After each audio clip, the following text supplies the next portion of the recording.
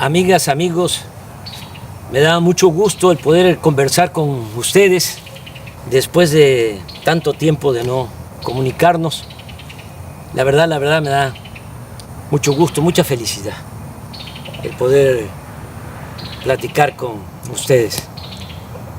Como saben, entregué la banda presidencial a nuestra compañera, amiga, extraordinaria presidenta Claudia Sheinbaum el 1 de octubre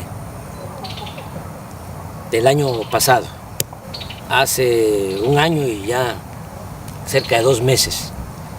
Y desde ese día, desde el 1 de octubre, me vine aquí, a la Quinta La Chingada, Palenque, Chiapas, esta casa que me heredaron mis padres.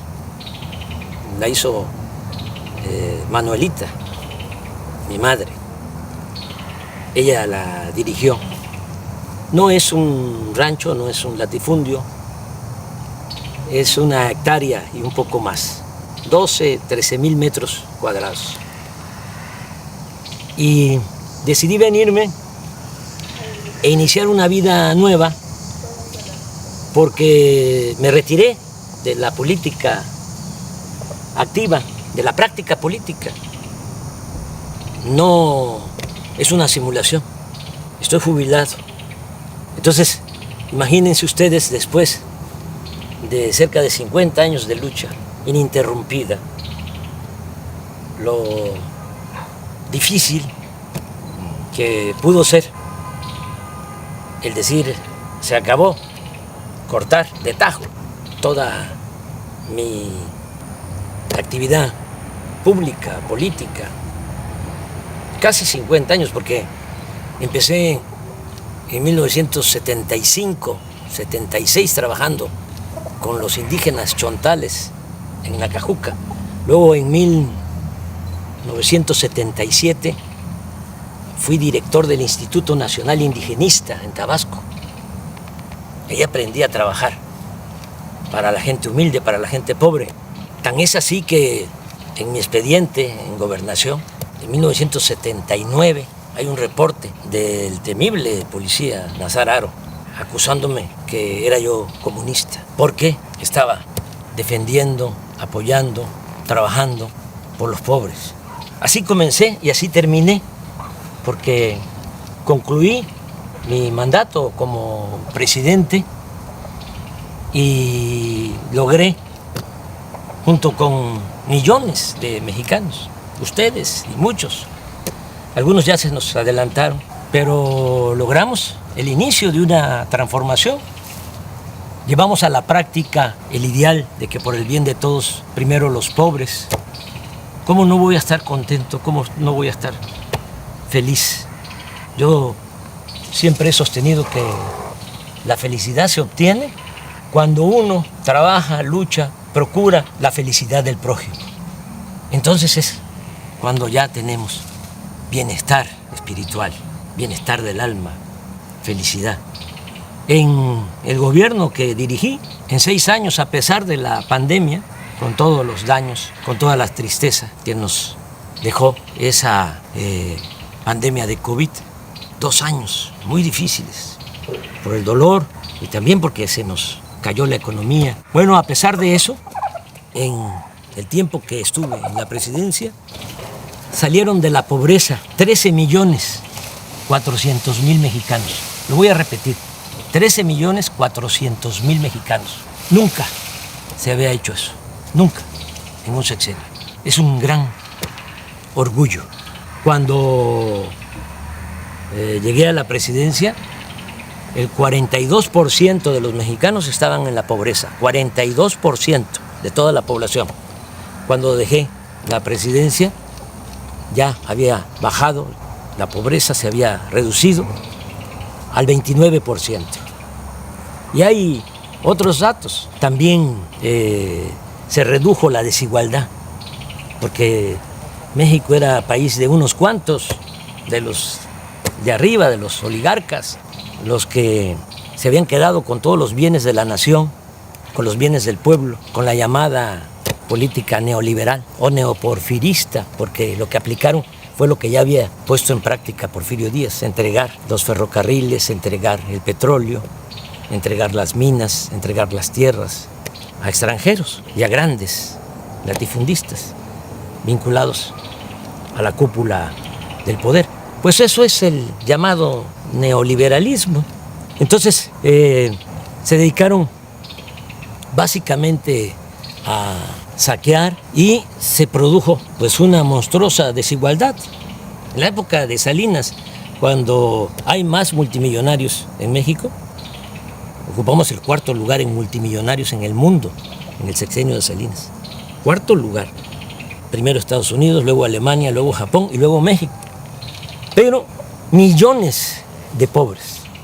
Una injusta, monstruosa, reprobable desigualdad. Bueno, todavía con Calderón, para que tengan una idea, el sector de arriba, de los más ricos, dicen los técnicos, el decil de los que tienen más ingresos. Un rico tenía en la época de Calderón 35 veces más que un pobre del decil, del sector de abajo. 35 veces más. Cuando dejé el gobierno ya se había reducido la desigualdad a 16%. El rico tenía solo 16% más que el pobre en nuestro país. Y hay otros datos. En el tiempo que fui presidente, los ricos que no les fue mal obtuvieron ingresos a pesar de la pandemia, obtuvieron ingresos del 4%, es decir, incrementaron sus ingresos en 4%, los ricos. Las clases medias en 20%, pero los pobres 35% incrementaron sus ingresos. Le estoy hablando de cifras de datos oficiales que ustedes pueden constatar. Son datos, son cifras del INEGI y del Banco Mundial. Bueno, por eso estoy pues muy feliz. Imagínense cerrar un ciclo así, logrando ese ideal que se convirtió en realidad.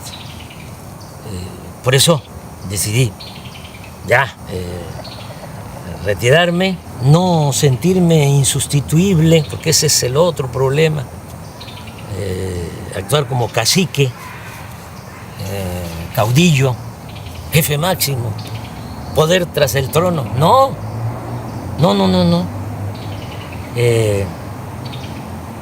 Hay que hacer valer la democracia y nosotros en nuestro movimiento, este movimiento impulsado por millones de mexicanos, pues tuvimos la enorme dicha de que quien me sustituye en la presidencia es una mujer excepcional y continúa la transformación. Bueno, les decía yo que no era fácil, ¿no? Es decir, hasta aquí y me voy a dedicar a otra cosa. Pensé a qué dedicarme y decidí dedicarme a hacer teoría, a escribir. Siempre he sostenido que la política es pensamiento y es acción. Yo sí, desde luego, que pensaba y tengo ideales, tengo principios, que eso es lo que me mueve, pero fundamentalmente fui un hombre de acción en mi quehacer público, político. Y ahora estoy escribiendo, estoy haciendo teoría. Es teoría y práctica la política. Pues ahora no estoy en la praxis, no estoy en la práctica, estoy en la teoría. ¿Haciendo qué? Bueno, pues fundamentando lo que hicimos. ¿Cómo le llamamos a lo que se está aplicando en México. Ya sabemos que existe el neoliberalismo, decían que no había de otra, claro que sí hay de otra. El neoliberalismo es el robo descarado, es el gobierno de una minoría, es el gobierno al servicio de un comité de potentados. Eso era el gobierno antes del inicio de la Cuarta Transformación en nuestro país. El pueblo no les importaba. Pero, ¿qué fue lo que nosotros hicimos y cómo lo vamos a conocer? ¿Cómo se va a llamar? ¿Cómo se bautiza? Entonces yo he propuesto que sea humanismo mexicano. Y el humanismo mexicano tiene dos pilares. Uno es el cultural, la grandeza cultural de México. Como decía el maestro Bonfil Batalla, el México profundo, las civilizaciones olvidadas, negadas. Y eso es lo que nos da nuestra fortaleza, eso es lo que nos da nuestra identidad, nuestra democracia, nuestra idiosincrasia. El México profundo. De ahí venimos. Y quise trabajar sobre la historia cultural de México, porque la historia que nos han contado desde hace siglos es una historia falsa, simulada. Y el otro pilar del humanismo mexicano, pues es la fecunda historia política. Ese es el siguiente trabajo. Ya les presento el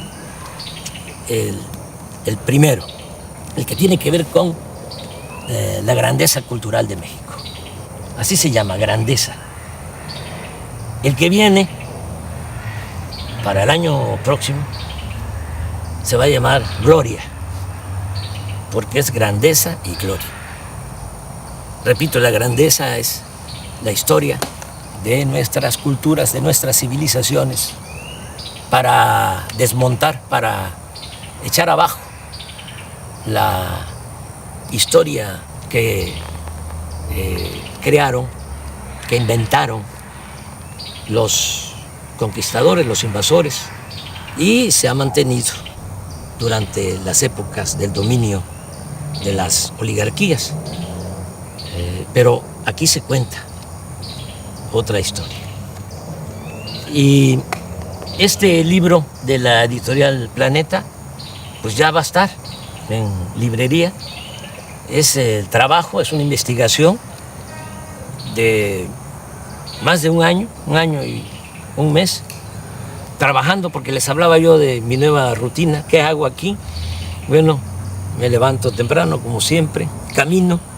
Aquí hay un sendero entre los árboles, son 450 metros, doy 10, 12 vueltas, 5 kilómetros, muy temprano. Me baño, luego desayuno. Hay una señora Morbi que es la que me ayuda, me hace los alimentos, la comida, la limpieza de la casa, porque Beatriz está en México, viene, yo voy, he ido como 5 veces, claro, de manera muy discreta, para evitar los escándalos. Y se quedó allá porque ya Jesús, Ernesto, entró a la universidad y pues tiene que estar ahí, pendiente. Ya ustedes saben cómo somos en México, cómo son nuestras familias. Aunque Jesús ya tiene 18 años, pues ahí está con la mamá, es hijo único. Yo tengo 3 hijos mayores de mi finada esposa Rocío y Jesús con Beatriz. Y claro, nos hablamos todos los días. Bueno, Después de que desayuno, como a las 9, me encierro en el despacho a escribir. Me levanto a las 12, me tomo mi pozol, camino un poquito aquí en el corredor de la casa, me vuelvo a sentar hasta las 2, como y sí doy una vuelta a todo el sendero después de la comida, veo un poco las noticias, tengo un teléfono de esos muy sencillos y como no son pues muy caritativos, no encuentro la palabra, el término, los dueños de los medios de comunicación, sobre todo los de la telefonía, y pues el mío es de recarga, ahí me salen noticias, claro, con 1 día, 2 días de retraso, pero no quiero más, no quiero saber más. Ya conozco bastante a nuestros adversarios, son pues muy obvios. Es muy difícil encontrar información, todo es pura manipulación porque los que se sentían dueños de México están molestos y entonces tienen también control de la mayoría de los medios. El 90% de los medios de información, que son medios de manipulación, periódicos, radio, televisión y hasta las benditas redes sociales. Pero hay un 10% de periódicos, de radio, en redes sociales, que sí hay información. Bueno, veo un poco lo que está pasando en el país y me vuelvo a sentar, vuelvo al despacho a escribir hasta las 7, 8 de la noche. Me acuesto temprano. Esa es mi rutina y pues voy a continuar así. Estoy presentando el libro de esta manera porque no puedo ir a presentarlo a México, a las plazas públicas. Me gustaría mucho, pero ¿saben qué? Ya me retiré de la actividad política. No hay que hacerle sombra a nuestra presidenta. Ella es la que conduce y lo está haciendo muy bien. No hay que dividirnos, hay que estar muy juntos, unidos. Aquí está la lección de cómo se crearon grandes civilizaciones en México.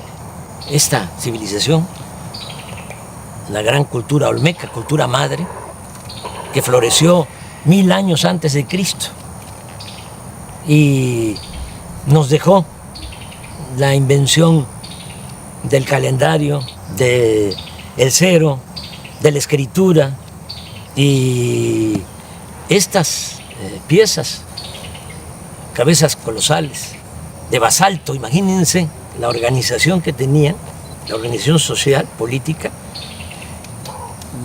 que estas piezas son de 25 toneladas aproximadamente, basalto. Y el basalto lo trasladaban desde la Sierra de los Tuxtla, en Veracruz, cómo lo trasladaban en balsas por el mar y lo metían por el río Coatzacoalcos, porque la primera ciudad olmeca fue San Lorenzo, ahora es el municipio de Texistepec, muy cerca de Cozoleacaque, de Minatitlán, de Acayucan, ahí en el Istmo. Ahí se fundó la primera ciudad olmeca. Entonces, por el río Coatzacoalcos hasta San Lorenzo, que es una isla, y también hasta La Venta, Huimanguillo, Tabasco, que es la otra gran ciudad. en balsa, todos estos fragmentos de piedra para que los artistas olmecas esculpieran, hicieran estas grandes cabezas colosales, y también un arte fino, porque hasta lo pequeño es hermoso en las grandes civilizaciones que florecieron en nuestro país. Las ofrendas con personajes pequeños de jade, porque a diferencia de Europa, a nosotros nos gustaba más, a nuestros antepasados, el jade que el oro. Lo que ponía loco a los europeos y a los españoles era el oro. Por eso fue la conquista, porque traían hambre de oro, codicia de oro. Cortés una vez señaló, porque le preguntaron cuando Moctezuma les entrega a él y a sus huestes oro. Entonces los soldados conquistadores empezaron a gritar y a brincar, dice la crónica, como monos. Entonces le preguntaron a Cortés que por qué les importaba tanto el oro. Aquí el dinero, la moneda era el cacao, y desde el punto de vista artístico, cultural, era el jade. Y la respuesta de Cortés fue: porque nosotros tenemos una enfermedad del corazón que solamente se cura con el oro. Entonces, era otra cosa. En el México prehispánico no había esa codicia, no había esclavitud, la tierra era comunal y había mucha, pero mucha fraternidad, lo que se conoce como solidaridad. En la familia, familias integradas, solidarias, fraternas, hasta la fecha, pues es todo lo que heredamos. Esto es lo que hicieron los olmecas, pero aquí viene también lo que hicieron los mayas, que mejoraron lo que habían iniciado los olmecas en la ciencia, en el arte, en la cultura. Van ustedes a Palenque y van a encontrar el Templo de las Inscripciones, que se hizo para sepultar a Pacal, el principal de Palenque. Como ya se pueden descifrar los jeroglíficos, ya se sabe que ese personaje se llamaba Pacal, pero imagínense hacerle un gran monumento, una pirámide. Primero la tumba, con una lápida bellísima, y después de la tumba, el templo de las inscripciones, monumental. Vean eso, y vean también en Palenque cómo desviaron un arroyo para meter agua, un acueducto embovedado por en medio de la ciudad. Y volteen a ver el palacio de la zona arqueológica y van a ver cómo están los techos, las bóvedas, con arco falso, porque no había fierro para hacer las estructuras, las cimbras, sino era la matemática, las piedras que iban uniéndose poco a poco, en equilibrio, hasta que se cerraban. Esa era la arquitectura. Estamos hablando de lo mejor del mundo en esa época. Los mayas en el periodo clásico logran toda esa civilización, logran toda esa creación del siglo IV al siglo IX. Si van aquí cerca, a 100 kilómetros, está Bonampak. Aquí está en el libro, quise poner un fragmento. Los murales de Bonampak. Estos se hicieron como en el siglo VII, siglo VIII. Cuando se pintan estos murales, los pintores mayas de estos murales no los había en ninguna parte del mundo, no los había en Europa en ese siglo, y pasaron siglos para que el arte de Europa igualara al arte de los olmecas, de los mayas. Y lo mismo con los zapotecas de Monte Albán, mixtecos también de Oaxaca, los teotihuacanos, la ciudad de Teotihuacán llegó a tener 85,000 habitantes. Y desde San Lorenzo, la primera ciudad olmeca, decía yo, que se funda 1000 años antes de la era cristiana, ya tenía drenaje. Ya hablé de Palenque, que tenía acueducto, que tenía drenaje. Desde luego, Teotihuacán, drenaje. Xochicalco, en Morelos, drenaje. Todas las ciudades. Tenochtitlán, de los mexicas. Hasta los que la destruyeron, los conquistadores, quedaban admirados de la grandeza de Tenochtitlán. Estaban destruyendo, decían ellos, la más bella ciudad del mundo. Bueno, pero ¿qué pasó? ¿Qué pasó? ¿Por qué eso no se sabe? Porque hubo toda una campaña a partir de que llegaron los conquistadores. Como todos los invasores, tenían que justificar sus atrocidades, tenían que justificar por qué venían a saquear. Y entonces echaron a andar una campaña, una propaganda negra, hablando de que los indígenas debían ser esclavos, porque Aristóteles, 18 siglos antes, había propuesto la teoría de que hay quienes nacemos para ser esclavos y hay quienes nacemos para ser libres o amos.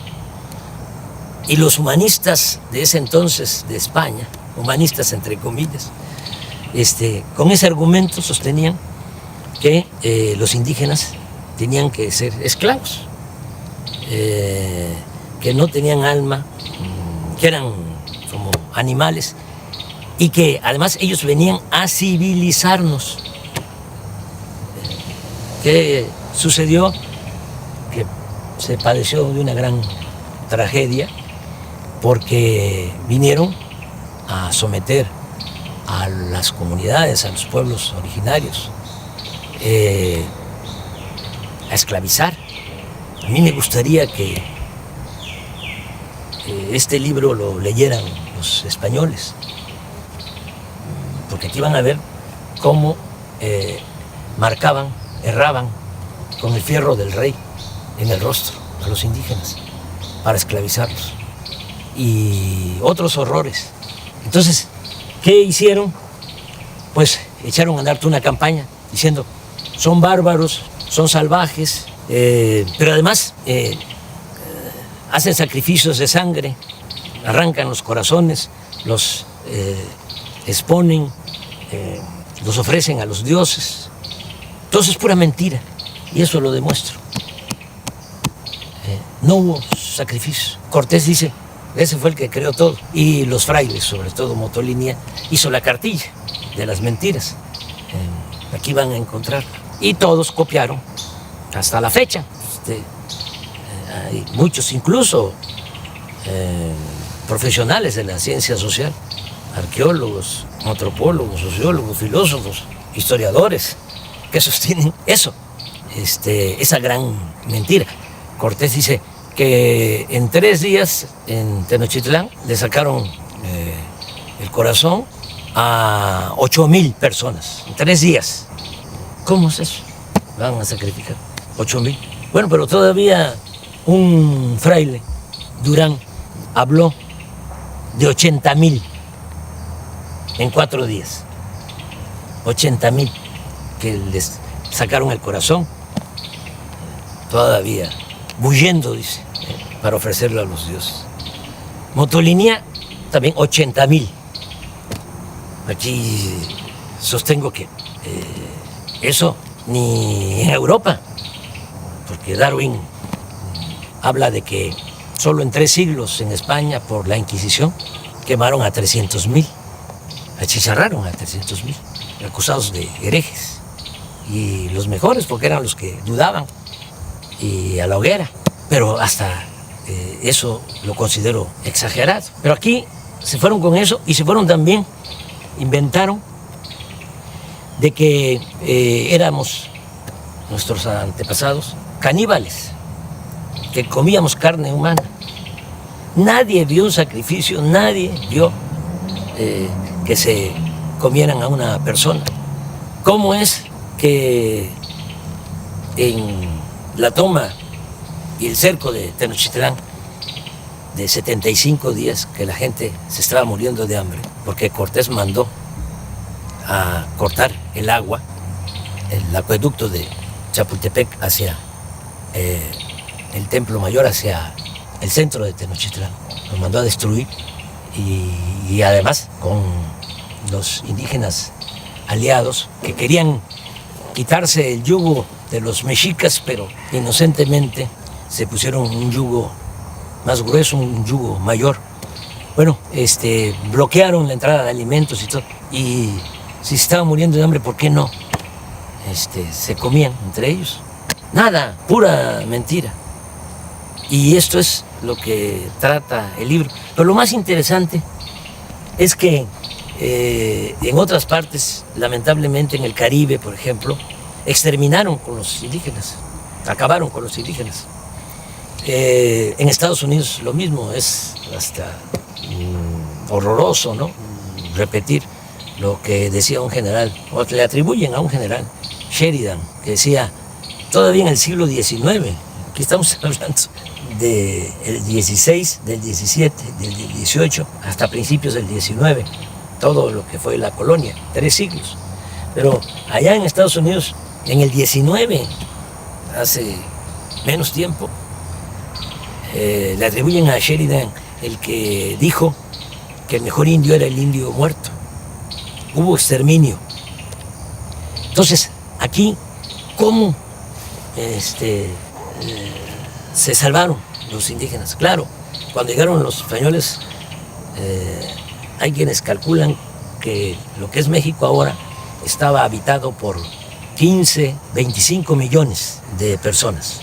15 o 25 millones de personas.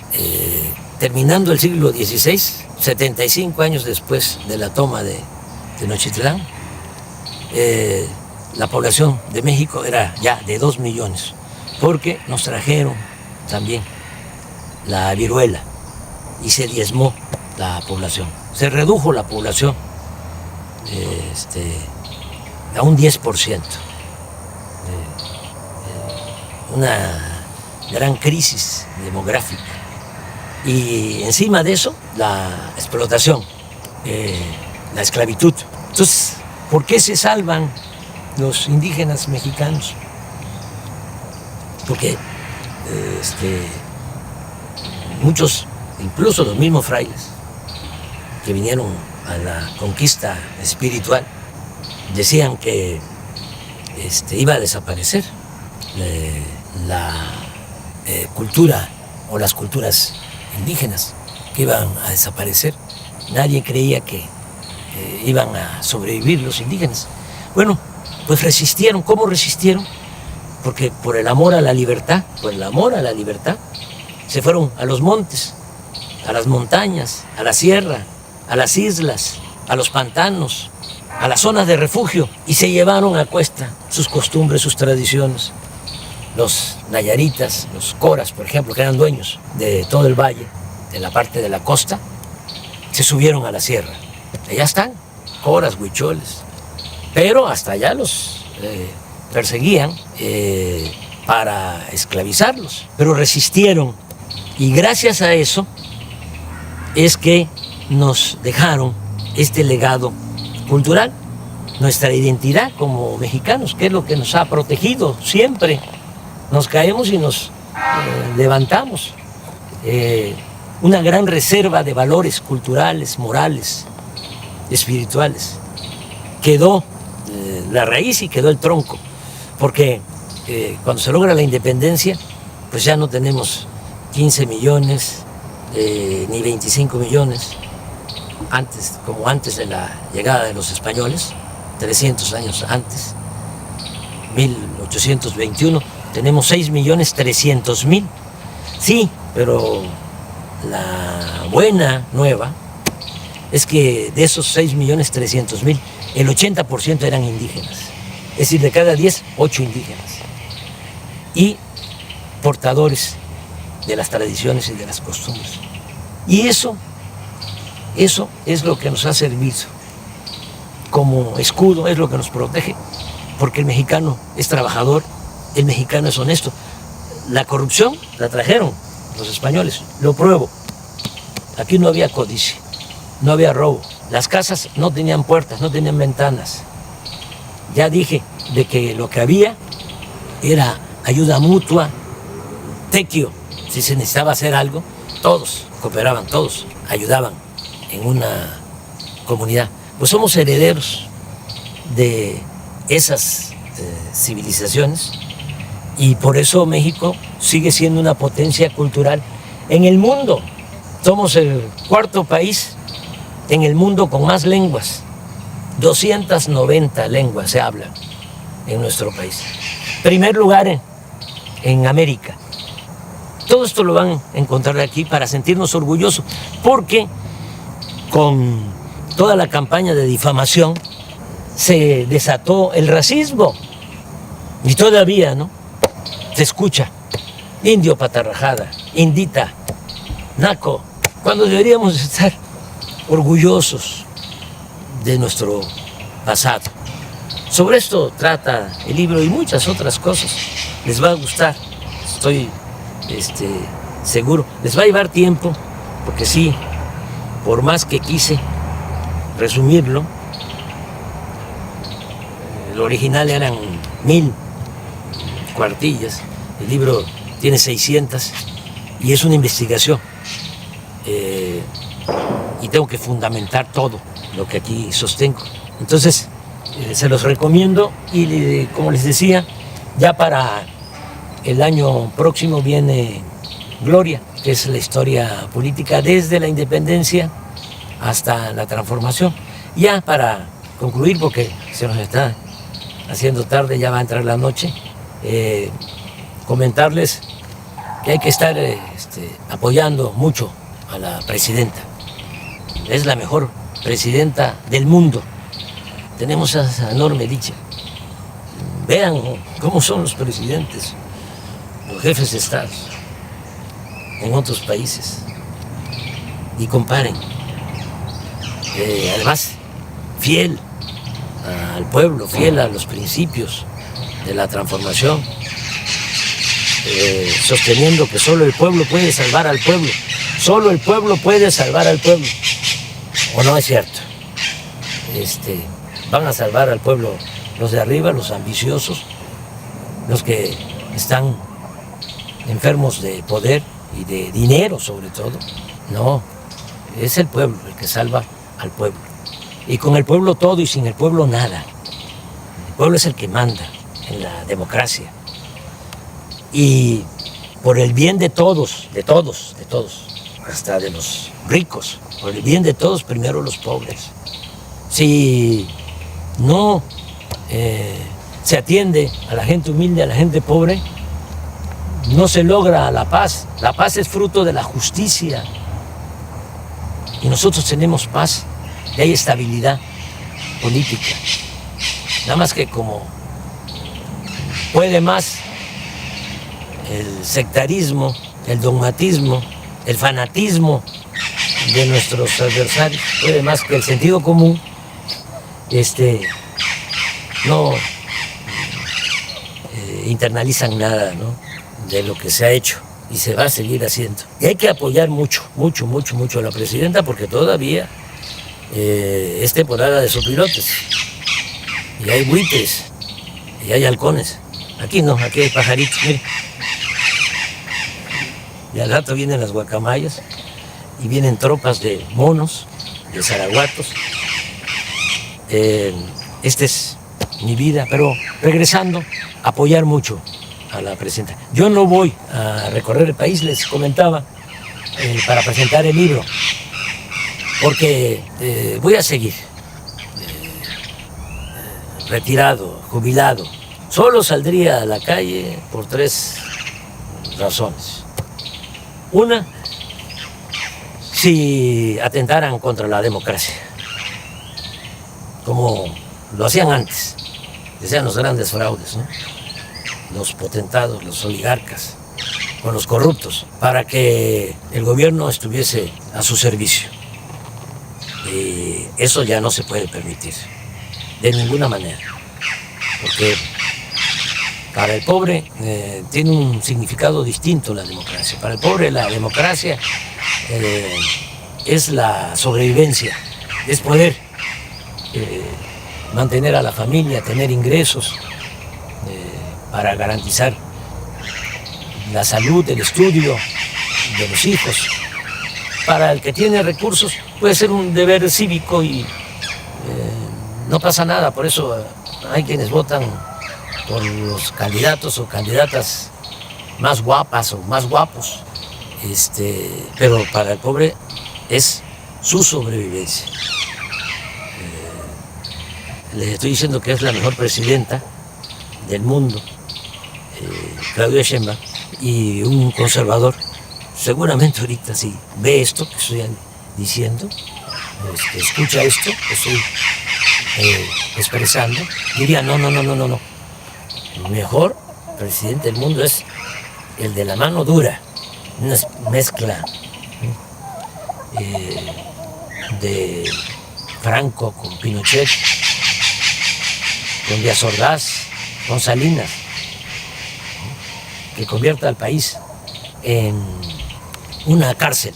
Ese es el que necesitamos. Una gente que no le tiemble la mano dura, dictadura. O otro presidente, acabo de escuchar leer a un texto de un presidente, una declaración, diciendo, hace como un mes antes de una elección que hubo en el sur de nuestra América, de que él no iba a darle ningún apoyo a los discapacitados, porque ese era un problema de los discapacitados, eran libres y ellos tenían que resolver su problema. Así son los conservadores, así piensan. Yo recuerdo que Fox decía que para qué darle pensión a los adultos mayores, que había que ponerlos a trabajar. Ese es el pensamiento conservador. Nosotros pensamos distinto. Nosotros pensamos que el Estado tiene una responsabilidad social. El gobierno no puede incumplir con su responsabilidad social. El gobierno tiene como objetivo garantizar el bienestar y la felicidad del pueblo. Ese es el objetivo principal del gobierno. No estar al servicio de una minoría rapaz. Entonces hay que apoyar mucho a la presidenta, nuestra presidenta. Les decía, yo saldría para defender la democracia, saldría también para defenderla a ella. Si hay intentos de golpe de Estado, si la acosan, salgo. Entonces sí, pero eso no creo que pase. De todas maneras, no está mal que sepan en qué circunstancias sí podría yo salir, sí saldría yo a la calle.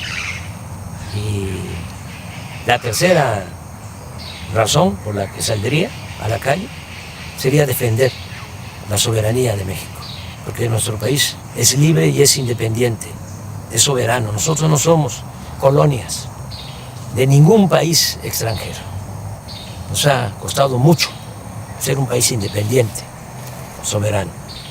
Y si se violara la soberanía, entonces sí saldría a la calle. Ya nos está llegando la noche. Ya nada más despedirme, decirles que les quiero mucho, sinceramente. Mucho, mucho, mucho. Que amor con amor se paga. Como decía el inolvidable Juan Gabriel, es amor eterno. Un abrazo.